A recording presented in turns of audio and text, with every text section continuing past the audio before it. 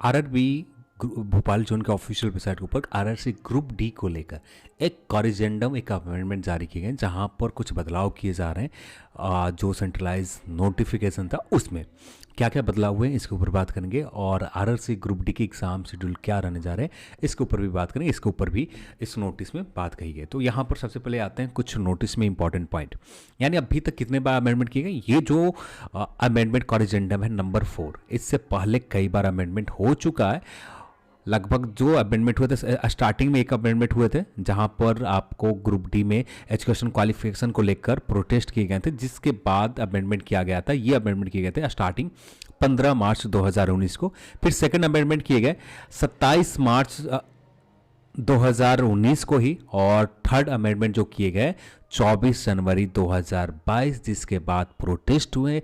यहाँ पर 2 CBT exam का इंट्रोड्यूस किया गया। ये फिर से नंबर 4th अमेंडमेंट है, 4th कॉरिजेंडम है, यहाँ पर नोटिफिकेशन में किए गए। पहले पॉइंट में ये कहा जा रहा है कि जो भी नंबर 3rd में कॉरिजेंडम किए गए थे, जो भी अमेंडमेंट किए गए थे, सारे अमेंडमेंट को वापस लिए जाते हैं। आरआरबी फर्स्ट पॉइंट में कहा जा रहा है। और क्या क्या चेंजेस किए गए यहाँ पर, जो फर्स्ट आइटम नंबर यानी क्या है, किस चीज़ और टॉपिक पर चेंज किए जा रहे हैं। सेकंड में है कि ऑफिशियल नोटिफिकेशन में क्या चीज़ मेंशन था, और थर्ड में है क्या अमेंडमेंट किए गए। ठीक है, तो सेकंड पॉइंट के ऊपर हम लोग उतना नहीं ध्यान देंगे, जो हम लोग फोकस करेंगे थर्ड पॉइंट के ऊपर फोकस करेंगे। और थर्ड पॉइंट ही हमारे काम का है, क्योंकि नया जो कॉरिजेंडम है यही कॉरिजेंडम मान्य होगा। इसी के बेस के ऊपर आपके आने वाले एग्ज़ाम लिए जाएंगे। आपको डॉक्यूमेंट वेरिफिकेशन में किस तरह से कॉल किए जाएंगे, एक से ज़्यादा कैंडिडेट के एक ही स्कोर आने के बाद किस तरह से रिजल्ट दिया जाएगा, ये सारे पॉइंट यहाँ पर इस कॉलम में। तो हम लोग मेन फोकस करेंगे इसी कॉलम में। फर्स्ट कॉलम में जो है 2.1 में यहाँ पर फोकस किया जा रहा है ईडब्ल्यूएस को लेकर।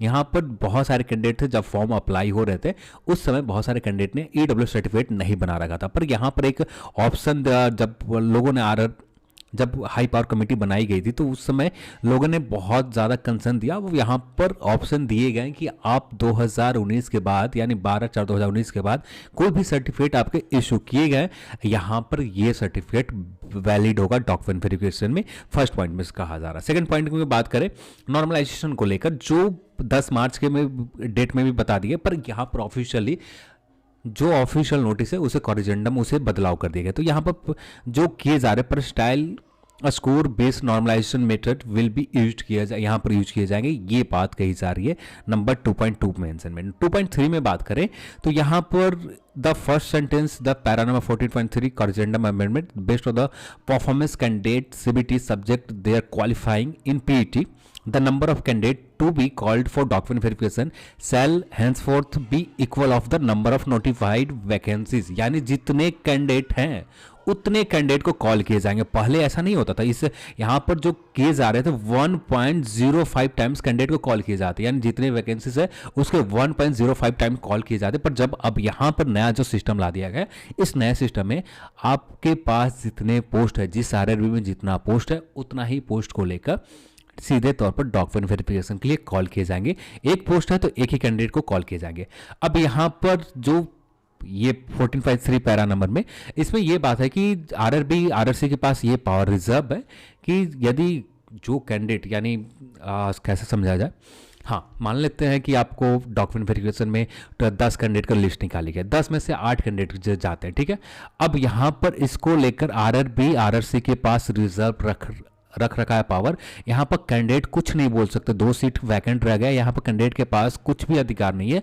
यहाँ जो भी करेगी आरआरसी और अपने हिसाब से डाउन द मेरिट लिस्ट, यानी मेरिट लिस्ट को डाउन करके 2 कैंडिडेट ऐड किए जाएंगे या नहीं किए जाएंगे, ये आरआरबी के ऊपर निर्भर है। पर ये बात कही जा रही है इस पॉइंट में। इसके बाद जो थर्ड सेंटेंस 14.3 यहाँ पर जो कहा जा रहा है, यानी बहुत सारे, जैसे अभी आरआरबी एनटीपीसी का जब रिजल्ट आए, यहाँ पर बहुत सारे बहुत सारे कैंडिडेट ने ऐसा कहा कि मेरे कट ऑफ क्लियर हो रहे हैं। ठीक है, कट ऑफ इनका क्लियर हो रहा है, सच में क्लियर हो रहे हैं कट ऑफ, पर यहाँ पर किस बेसिस पर उनको बाहर किया जा रहा है। तो यहाँ पर जो बेस जो है, इन case of the 2 more candidate, एक से ज्यादा कैंडिडेट के जब सेम स्कोर सिक्योर कर रहे हैं, उस स्थिति में नॉर्मलाइज पर स्टाइल स्कोर इन्होंने सिक्योर किया, सेम स्कोर है, यानी यही बात, यानी 1000 कैंडिडेट है। ठीक है, 1000 कैंडिडेट में सारे के सारे 91 स्कोर लेकर आ रहे हैं। अब इसमें से हमें सिर्फ 10 सीट है और 10 ही कैंडिडेट को कॉल करना है। अब किस तरह से कॉल करेंगे, यहाँ पर कुछ क्राइटेरिया तो फिक्स किए जाएंगे, तो यहाँ पर वही क्राइटेरिया पहले जो देखा जाएगा आपका एज का क्राइटेरिया देखा जाएगा।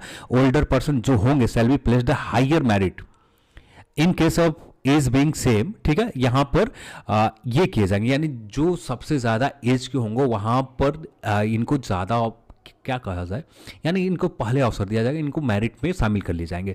जो छोटे होंगे उनको मेरिट में शामिल नहीं किए जाएंगे, ये बात कही जा रही है। फिर यही चीज़ हर एग्जाम में होता है, क्योंकि अब सेम स्कोर तो आ ही रहे हैं। अब यहाँ पर आरआरबी के पास एक मजबूरी है कि जितने 10 सीट है तो 10 ही सीट के 10 ही कैंडिडेट को कॉल करना है, इससे एक्स्ट्रा कैंडिडेट को तो लेना नहीं है। तो यहाँ पर सेकेंड स्थिति में यदि एज भी सेम हो जाता है, यानी 21 एज का लगभग 100 कैंडिडेट हो जाते, उस स्थिति में अल्फाबेटिकल ऑर्डर देखा जाएगा, ये बात कही जा रही है ऑफिशियल नोटिस में, ठीक है। तो यहां पर 2 पॉइंट है, एज सेम नहीं है तो वहां पर एज देखे जाएंगे, एज जो बड़ा होगा उनका रिजल्ट होगा।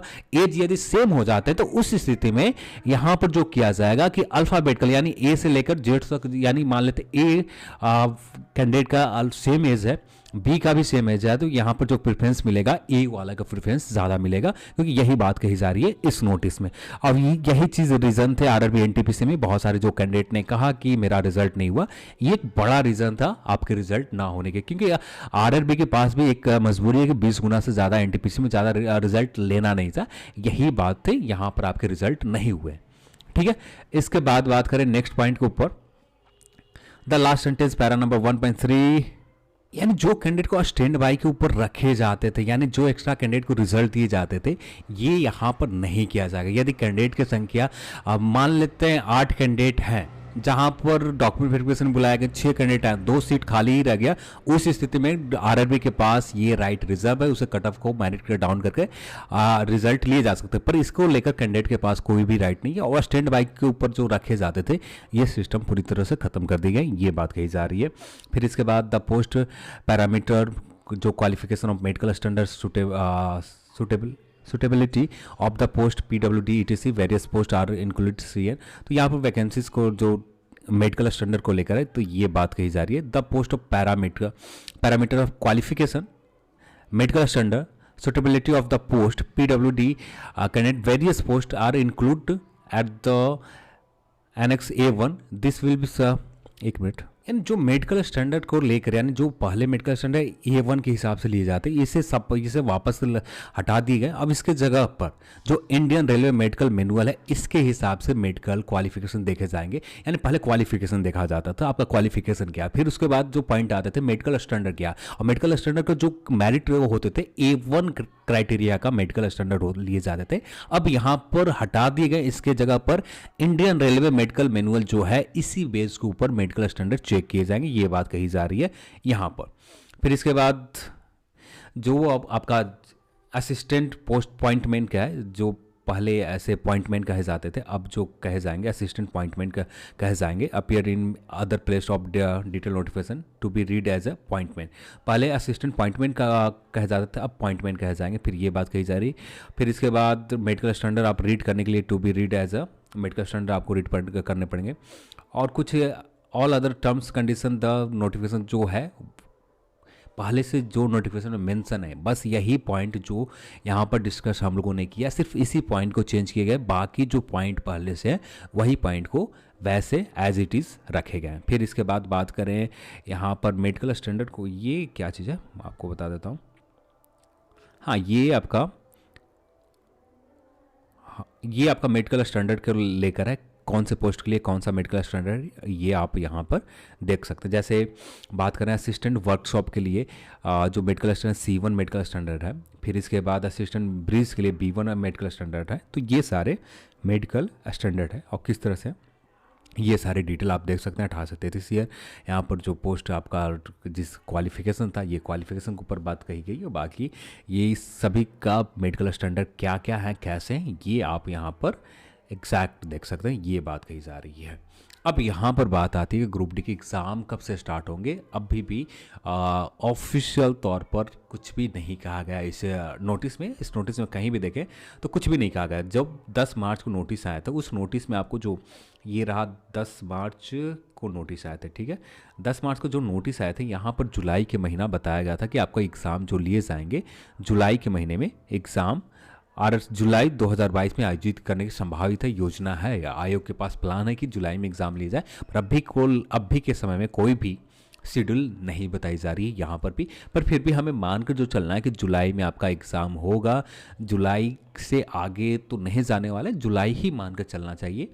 और देखते हैं कुछ भी अपडेट मिलता उसके ऊपर बात करेंगे। पर अभी के लिए बात करें तो कोई भी ग्रुप डी के एग्ज़ाम को लेकर कोई भी अपडेट नहीं है, और ना कुछ प्रोग्रेस हो रहा है, ना कुछ नए शेड्यूल के ऊपर। अभी जब तक टीसीएस कन्फर्मेशन नहीं देती कि एग्ज़ाम शेड्यूल को लेकर जुलाई में, तब तक कोई भी नोटिस आरआरबी के वेबसाइट के ऊपर नहीं आएगा। अभी तक तो ऐसा कुछ अपडेट नहीं मिला है कि जहाँ पर टीसीएस ने एग्ज़ाम शेड्यूल को लेकर कंफर्मेशन कुछ भी कोई भी वीक या कोई भी सेव फेजेस के कंफर्मेशन नहीं दिए गए। जैसे कंफर्मेशन मिलते हैं वैसे हम लोग बात करेंगे, पर अभी के लिए कोई भी डेट कंफर्म नहीं है। जुलाई को ही मानकर प्रिपरेशन करना चाहिए। चलिए आज की इस वीडियो में इतना ही, और इस वीडियो को देखने के लिए आप सभी को बहुत बहुत धन्यवाद। जय हिंद।